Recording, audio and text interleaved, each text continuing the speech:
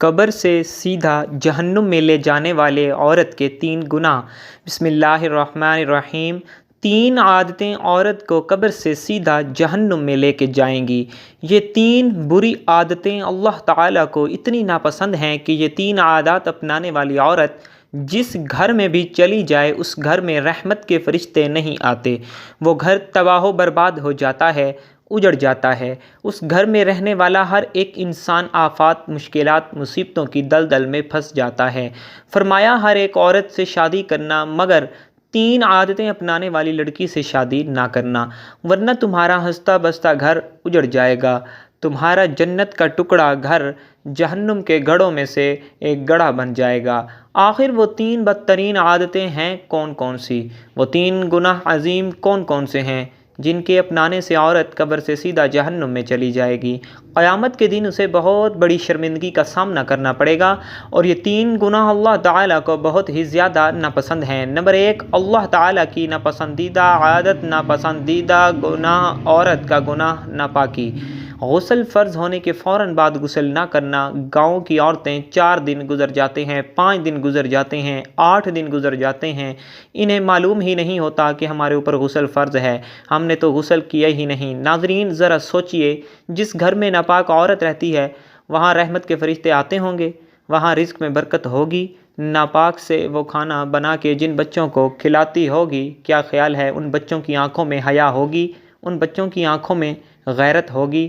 ایک 25 سالہ لڑکی مدرسے سے کہ کسی معلم کے پاس آئی، عالم دین کے پاس آئی، کہنے لگی حضرت میری ماں میری شادی کرنے والی ہے، فلاں تاریخ کو میری شادی ہے، میں آپ کے پاس آئی ہوں، غسل کرنے کا صحیح طریقہ بتا دیں، اسلامی طریقہ بتا دیں، غسل کے فرض سمجھا دیں۔ حضرت نے پوچھا کہ آپ کی عمر کتنی ہے؟ اس نے کہا 25 سال۔ بزرگ نے فرمایا 25 سال ہو گئے آپ کو غسل کرنے کا طریقہ نہیں آتا؟ لڑکی نے کہا نہیں آتا۔ بزرگ کہنے لگے 15 سال سے آپ بالغ ہو گئی ہو، 15 سال سے 25 سال تک آپ نے کتنی تعلیم حاصل کر لی؟ اس نے کہا کہ ایم اے انگلش کر لیا ہے۔ بزرگ کہنے لگے تو نے ایم اے انگلش تو کر لیا، 10 سال تو نے ناپاکی میں گزارے، غسل کے فرض نہ جان سکی۔ مجھے بتاؤ جس لڑکی نے پورے 10 سال اس طرح ناپاکی میں گزار دیے، حالانکہ ہر ماہ میں ایام کے بعد غسل فرض ہو جاتا ہے، لڑکی کو ہر حال میں غسل کرنا ہوتا ہے اور صحیح طریقے سے غسل کرنا ہوتا ہے۔ معلم نے کہا کہ اس کا مطلب 10 سال گزر گئے آپ نے غسل نہیں کیا، 10 سال آپ نے ناپاکی میں گزارے، آپ نے ABS تو پڑھ لی، ایم اے انگلش بھی کر لیا، کاش کہ تو غسل کے فرائض بھی جان لیتی۔ اور جو عورت غسل کرنا نہیں جانتی اسے کلمہ آتے ہوں گے؟ جس عورت کو 6 کلمے نہیں آتے کیا خیال ہے اسے نماز کا طریقہ آتا ہوگا؟ اور جس عورت کو نماز کا طریقہ نہیں آتا کیا وہ نماز پڑھتی ہوگی؟ جس کو نماز پڑھنے کا طریقہ نہیں آتا کیا اسے اللہ تعالیٰ کی پہچان ہوگی؟ جو نماز نہیں پڑھتی، جو قرآن نہیں پڑھتی، اس کو اللہ تعالیٰ کی پہچان کیسے ہوگی؟ ہرگز اسے اللہ تعالیٰ کی پہچان نہیں ہوگی۔ فرمایا سب کچھ کرنا لیکن ناپاکی سے بچنا۔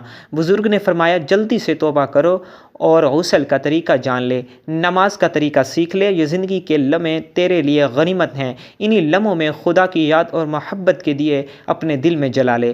معلوم نہیں پھر فرصت ملے نہ ملے، معلوم نہیں پھر یہ زندگی کے لمحے ملیں نہ ملیں۔ ناپاکی اللہ تعالیٰ کو بہت ہی زیادہ ناپسند ہے۔ فرمایا ناپاک رہنے والی لڑکی سے کبھی بھول کر بھی شادی نہ کرنا، ورنہ یاد رکھنا برکت سے ہاتھ دھو بیٹھو گے۔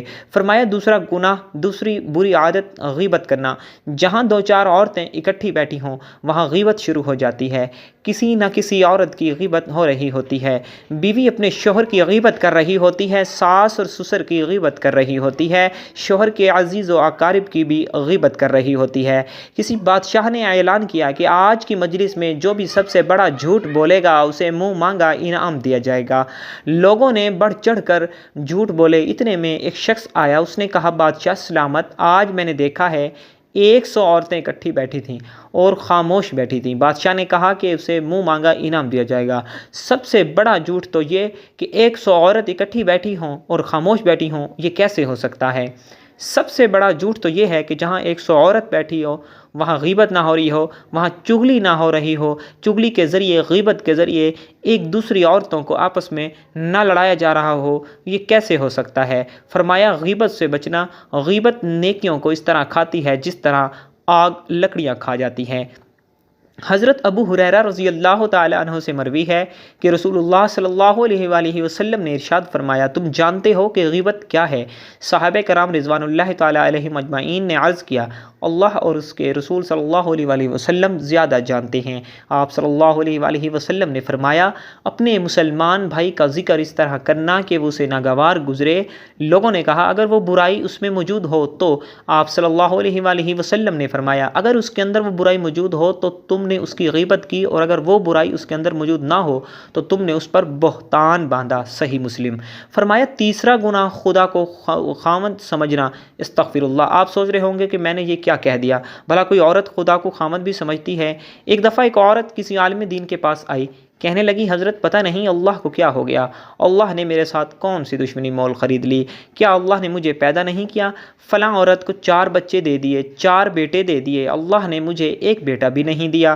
فلاں عورت کو مال دیا، دولت دی، سب کچھ دیا، مجھے کچھ بھی نہیں دیا۔ میں نے اللہ کا کیا بگاڑا ہے؟ اللہ نے مجھے کسی بھی نعمت سے مالا مال نہیں کیا۔ کب سے دعائیں مانگنے لگی ہوں، اللہ تعالیٰ میری دعائیں نہیں سنتا۔ آج کے بعد تو میں نے اللہ سے کچھ بھی نہیں مانگنا۔ الغرض اس عورت نے اللہ کا مچارک نام بڑی ہی بے ادبی سے لیا۔ یہ سن کر عالم دین فرمانے لگے، اے عورت، اس طرح کا لہجہ، اس طرح کی باتیں خدا کے بارے میں نہ کیا کرو۔ اس طرح کا لہجہ اللہ تعالیٰ کے سامنے اچھا نہیں لگتا۔ خدا کا نام بے ادبی سے نہ لیا کرو۔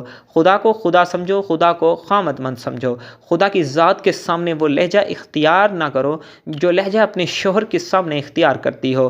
تو نے مجھے وہ چیز کیوں نہیں لے کے دی، وہ چیز کیوں نہیں لے کے دی؟ فلاں کے شوہر نے اپنی بیوی کو سب کچھ لے کے دیا، تو نے میری یہ خواہش پوری نہیں کی، تو نے میری وہ خواہش پوری نہیں کی، میں تجھ سے ہرگز نہیں مانگوں گی۔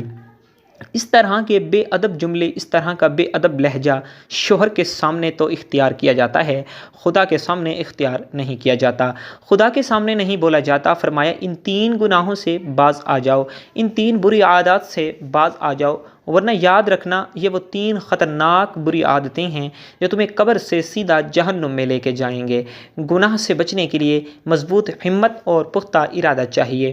اس کا طریقہ یہ ہے کہ آپ نیک ماحول اور صحبت اختیار کریں، اور اگر ان گناہوں سے بچنا مشکل ہو رہا ہو تو یہ سوچیں کہ اگر اس گناہ کرتے وقت مجھے میرے والدین یا کوئی بھی ایسے رشتہ و تعلق والے شخص جس سے انسان اپنا گناہ چھپاتا ہے، مثلاً اساتذہ یا شاگرد وغیرہ دیکھ لیں، تو کیا میں ان کے سامنے یہ گناہ کر سکوں گا یا شرمندہ ہوں گا؟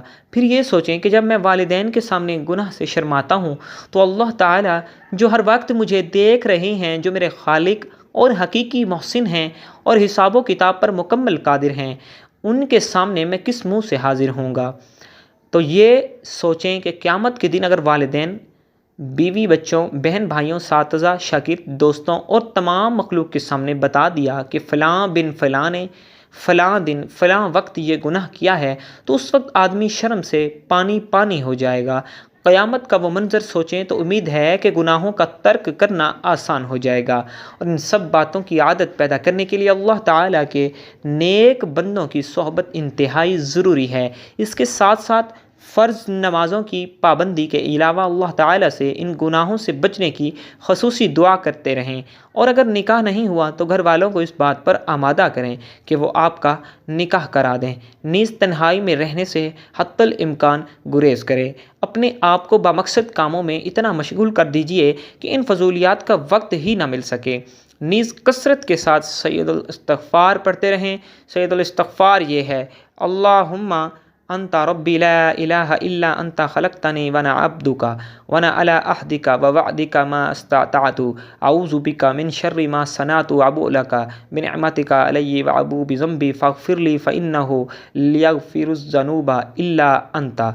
ترجمہ: اے اللہ، تو ہی میرا رب ہے، تیرے علاوہ کوئی عبادت کے لائق نہیں۔ تو نے مجھے پیدا کیا اور میں تیرا بندہ ہوں اور تیرے عہد اور وعدے پر قائم ہوں۔ جس قدر طاقت رکھتا ہوں میں نے جو کچھ کیا اس کے شر سے تیری پناہ چاہتا ہوں۔ اپنے آپ پر تیری نعمت کا اقرار کرتا ہوں اور اپنے گناہوں کا اعتراف کرتا ہوں، پس مجھے بخش دے، کیونکہ تیرے علاوہ کوئی گناہوں کو نہیں بخش سکتا۔ اللہ پاک ہمیں دین کی مکمل سمجھ نصیب عطا فرمائے اور ان پر عمل کرنے کی توفیق عطا فرمائے، آمین ثم آمین۔